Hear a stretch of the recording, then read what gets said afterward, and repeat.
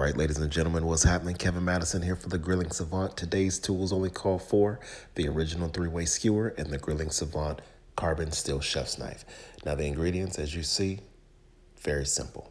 Here, that's my Tuscan infused olive oil. I got that from a place called Oil and Vinegar, oilvinegar.com.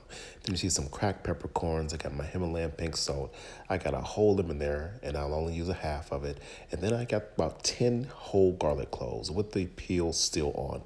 Then I got me a tomato that I'm gonna, I decided last minute to roast a tomato. And then look at the star of the show. Look at this beautiful New York strip thick cut that's about to get trimmed up nicely with that knife. Watch the cutting straight through like butter.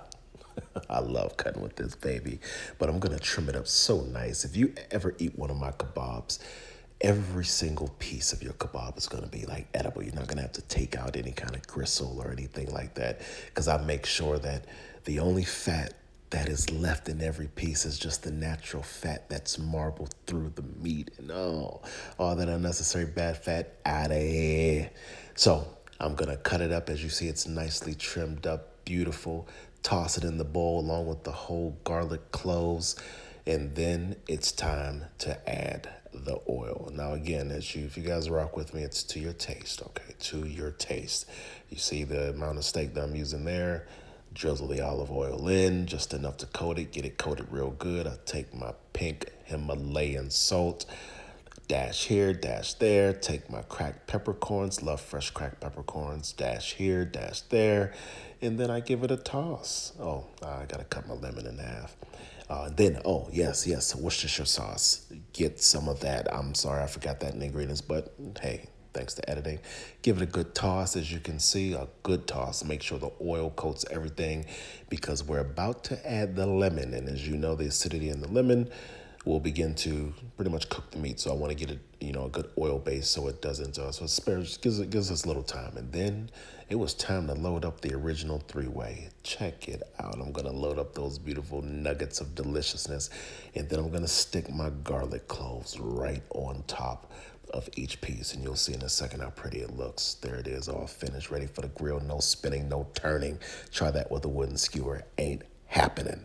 So that's my lady. I said, I'm gonna keep this in there. She was playing around and fooling around her pretty self. So I'll go ahead and slice up my tomato into quarters and stick them on where I had room, which fit perfectly. 3 good pieces to roast on top of each tine on the 3-way.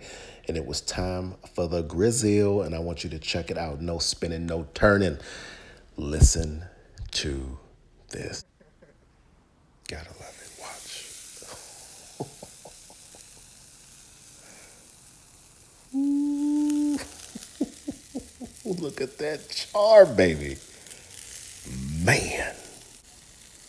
Take the barley, roast it, and done. I can lick my screen, dog. There it is. Check it out. Roasted tomatoes. Time to take it off the thread. Now you see how I grilled a tortilla. Grilled it nice. Got a little crunch on it. And then it was time to construct the wrap. Took a piece of that steak. 3 pieces. Oh, I can't even talk. Took some of those whole garlic cloves, and the peel comes off nice and easy. Well, you see, I put my roasted tomato, and I take that skin off as well. But I took that peel off of the garlic cloves, stuck it on there, drizzled it in some chimichurri, and check this out. Look at this. Hope you enjoyed it, folks. Wow.